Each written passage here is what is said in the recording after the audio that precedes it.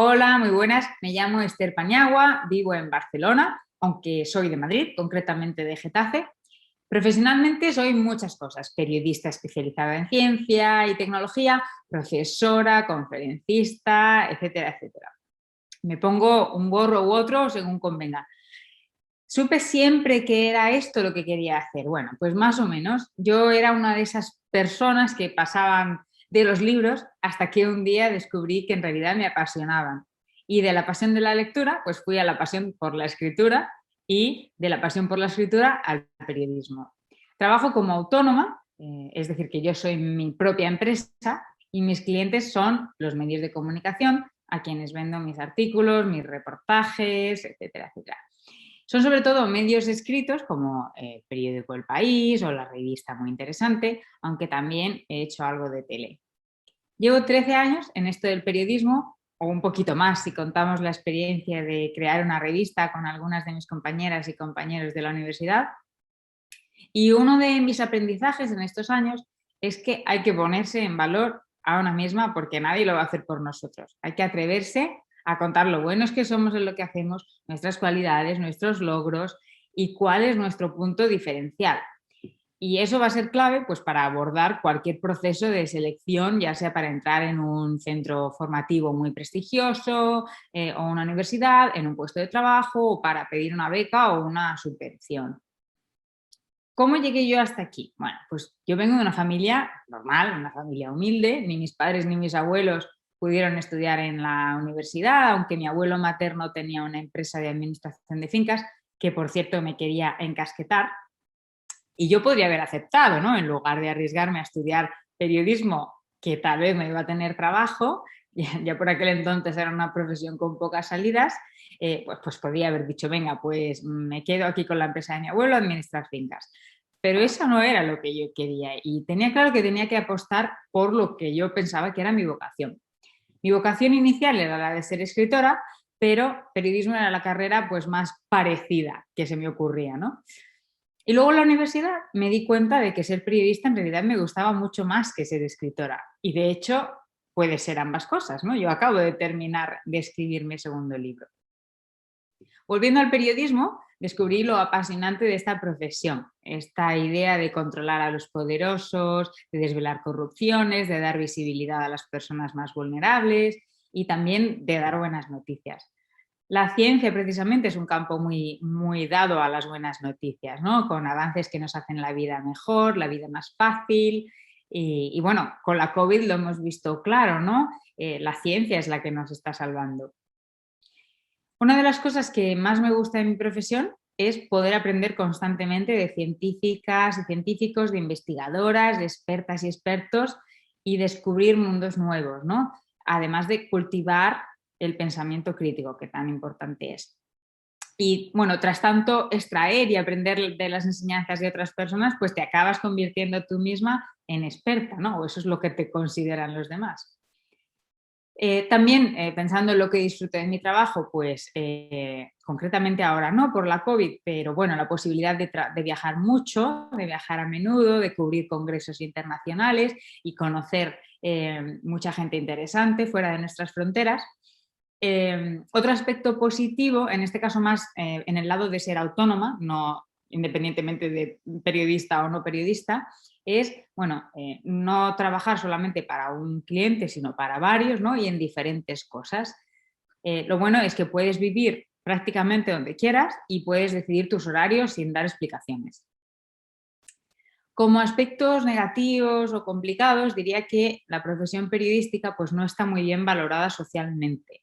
Sí que es verdad que ahora, bueno, como vemos que está por doquier la desinformación, las noticias falsas, los deepfakes, estos vídeos de gente que parece que dice cosas, pero en realidad no son ellos los que dicen las cosas, les han manipulado con aplicaciones de vídeo.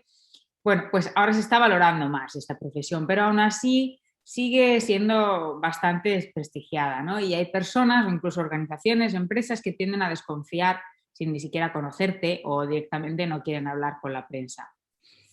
Otro aspecto negativo, diría, es que es una profesión muy precarizada y muy mal pagada. Esto es algo que yo ya sabía cuando empecé a estudiar, pero probablemente la situación ahora sea peor. En cuanto a la parte negativa de ser autónoma, pues es que hay menos trabajo en equipo y eso se echa de menos, por muy independiente que seas.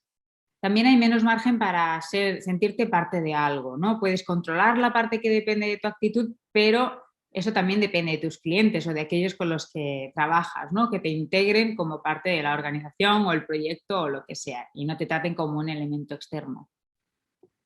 Estaba pensando en anécdotas. Una que me marcó fue el primer día de clase en la universidad, que la tutora nos dijo nada más entrar: «No tendréis trabajo». Y yo pensé, pues menuda estupidez. Yo voy a hacer todo lo posible por contradecirla. En realidad lo que ella estaba haciendo era retarnos, ¿no? Y lo consiguió. Así que, bueno, para mí la estrategia de tener trabajo era especializarme. Y elegí especializarme en ciencia y tecnología porque es un campo que además no suele atraer a muchos periodistas, o no por aquel entonces, ahora mucho más.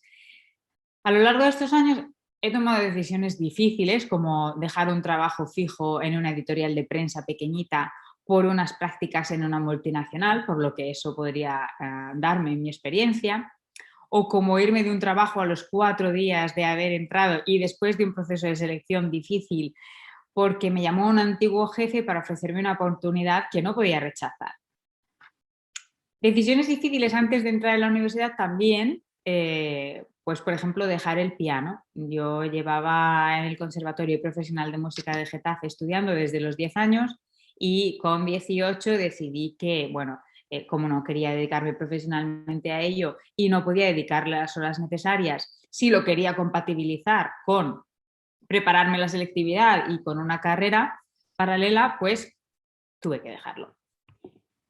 Luego, cosas que me han aportado mucho en la vida es poder ser parte de comunidades, como por ejemplo en mi caso una que se llama Global Shapers del Foro Económico Mundial, una comunidad internacional donde compartir experiencias con otros jóvenes inquietos y ser parte de esta comunidad es gracias también a la actitud de hacer cosas todo el tiempo y de no esperar a que te lo den todo hecho, de ser proactivo y de crear cosas, ¿no? Y eso va un poco en línea con algunos aprendizajes o mensajes que os quería dejar.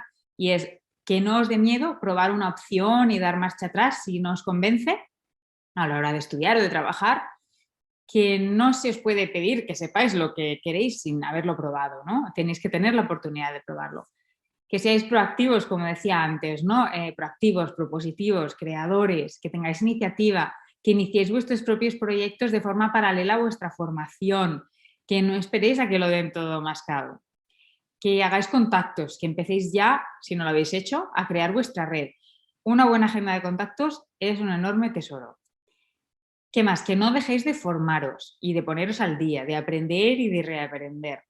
Que seáis generosas y generosos, que pongáis el foco en colaborar en lugar de en competir, que viajéis cuando se pueda, claro está, que aprendáis inglés hasta ser prácticamente bilingües en este mundo globalizado en el que os va a ser imprescindible para todo, que cultivéis la amistad y la comunidad y que dejéis tiempo también para vuestras aficiones, que no todo es trabajar en la vida, como bien ya sabéis.